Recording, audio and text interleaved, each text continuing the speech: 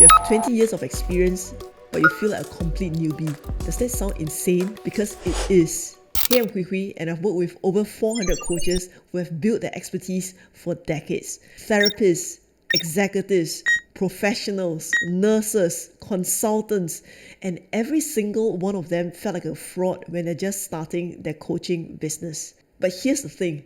You're not a newbie. You're just driving a different vehicle. And in the next 12 minutes, I'm going to prove to you why you already have everything you need. Let's go.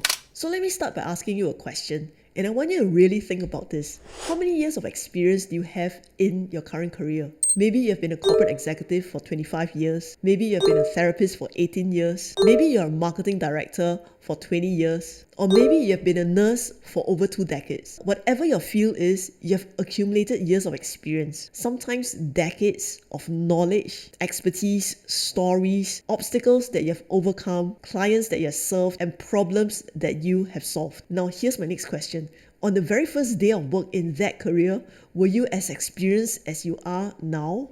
Of course not, right? That would be ridiculous. And yet, here's what I see all the time with experienced professionals who want to start their coaching business. They expect to be good at running a coaching business from day one. Can you see the irony here? You gave yourself years to accumulate your experience in your career, but you're expecting yourself to be instantly good at running a coaching business the moment you begin. And this is an entirely different skill set. And when you're not instantly good at it, when you're creating a new offer or attracting clients or running a sales event, then maybe you say to yourself, maybe I'm not cut out for this. Maybe I'm too much of a newbie. But here's what's really happening. Let me break down what's exactly going on behind the scenes when you start your coaching business. Think about all the knowledge that you've accumulated over your career, the stories that you have lived through, the obstacles that you've overcome, the wisdom that you have gained, the transformations that you have created for others, the fears that you have to go through, the limiting beliefs that you had to run through in order for you to be able to feel the confidence that you have right now. How long did it take for you to accumulate all of that? 5 years? 10 years, 15 years, that knowledge, those stories, those experiences, they're all still intact within you. They didn't disappear the moment you decided to become a coach, isn't it? And what you're doing now is you're taking all of that accumulated wisdom and you're transferring it to someone else who actually needs the expertise from you. So here's the key insight that I would like you to take away. If you sat down across from a friend at a coffee shop today and you told them your career stories, your expertise, and you gave them advice based on your years of experience, you could do that easily, right? Of course you could. So the content, the expertise, the value that you have to offer, that's not new. You're not a newbie at that. What's new for you right now is the vehicle that you're using to transfer that knowledge. Because maybe transfer that knowledge through a one-on-one conversation or in a corporate environment or in a hospital setting or through your art or your work. And now you're using a vehicle called a coaching business to transfer that same knowledge. You're now learning course creation. You're now learning how to create high-ticket offers. You're now learning marketing and sales. You're now learning how to attract clients to you. And these are just new skills, new tools, and a new vehicle. But your core expertise, your core value, that's been developing for decades. And let me make this even clearer with an analogy that I love, and I share this a lot with my new clients.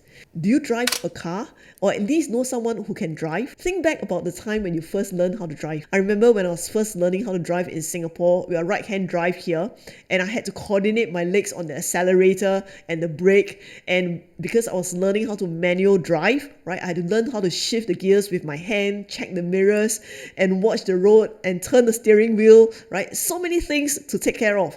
And I remember that wishing that at that very moment, because I was just about 18 years old at the time, I was wishing that I had 4 hands and 3 legs and about 6 sets of eyes, because there was so much to manage all at once. And every single thing required my full conscious effort and my full conscious attention.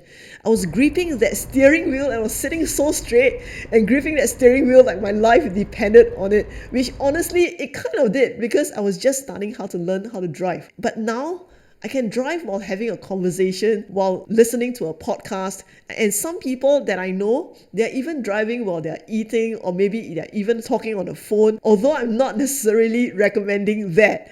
But what changed? Did you suddenly become competent at becoming a professional driver?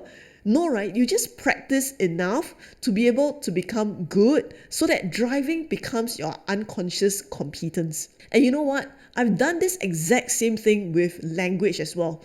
When I first started learning storytelling in my coaching business, I have to think about every single word before I said it. The hook, the twist, the lesson. Am I being too vulnerable here? I overthink so much when I first started, and it was exhausting. But now I've built my business from 0 to 5 million, and I share my stories on stages around the world. I've got many clients, and I don't think about sentence construction as much as I used to. It just flows because I've said it so many times.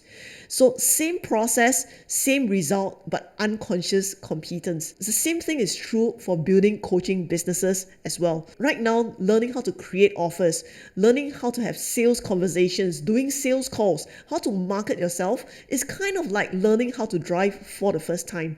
There are so many moving parts, and each one requires your conscious attention. So I always tell my clients there are 4 basic skills that you have to learn in your coaching business. The first one is speaking. How do you speak to communicate so that you can speak with clarity and to be able to communicate clearly and with passion to your potential clients, as well as to be able to talk to your clients as well? That's speaking. Secondly is selling. So how do you sell so that you can actually increase the income and impact, right? Because once you sell, they come into your world. That's how the transformation starts.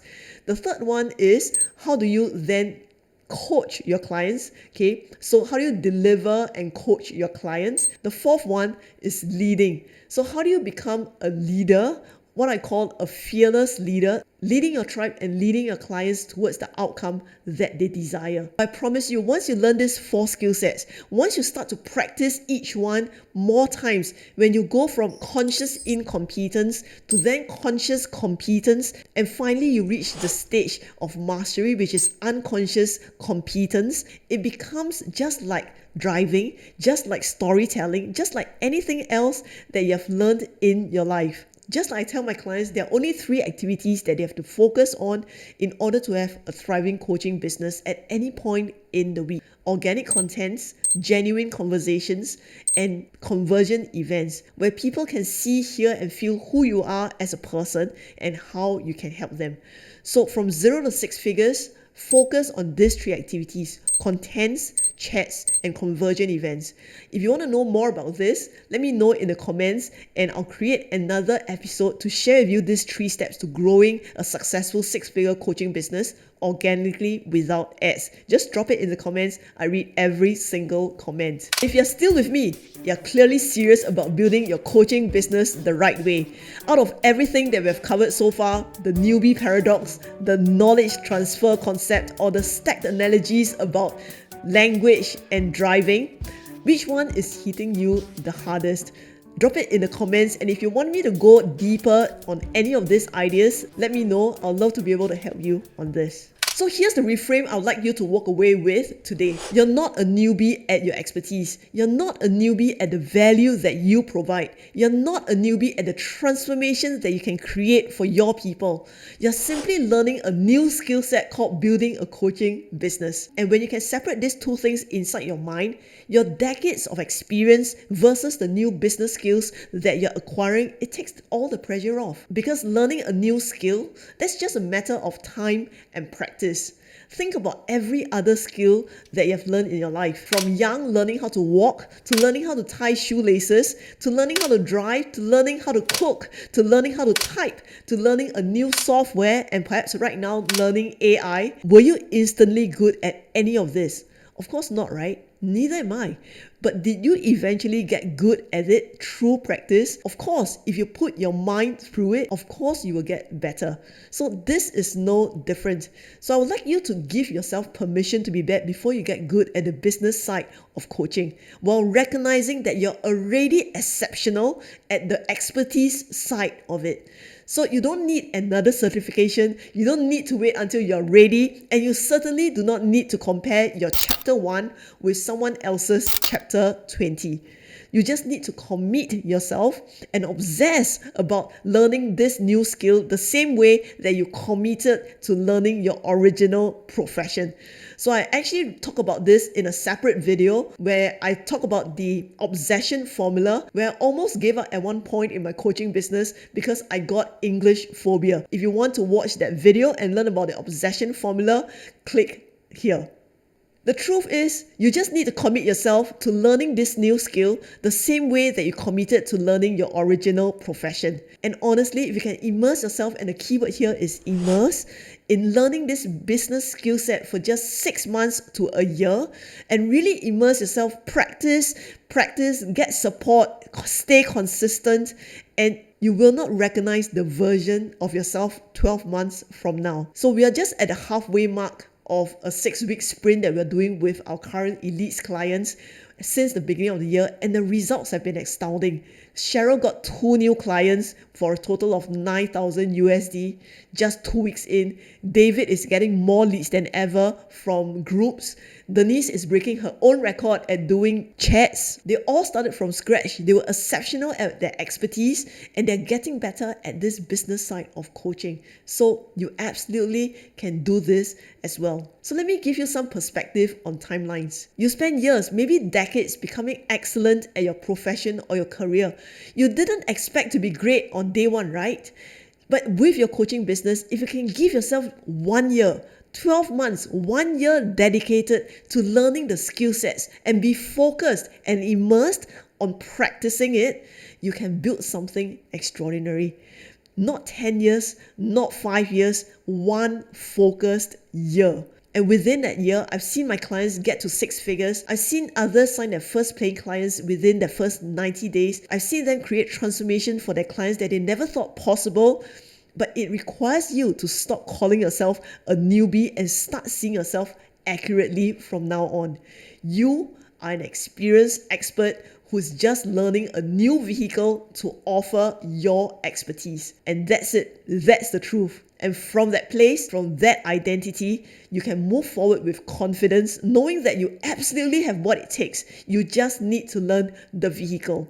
So I've worked with therapists who have become 6-figure coaches, very successful corporate executives, pastors, nurses, teachers, lawyers, marketers, people from every background imaginable. You can start a coaching business and you can grow it to 5 figures, 6 figures, and beyond. And you know what they all had in common? They all felt like newbies at first. They all had the imposter syndrome, and they all doubted whether they had what it takes when they first started. But they gave themselves permission to begin anyway, and they separated their expertise from the business learning curve, and they championed their dreams when they first started.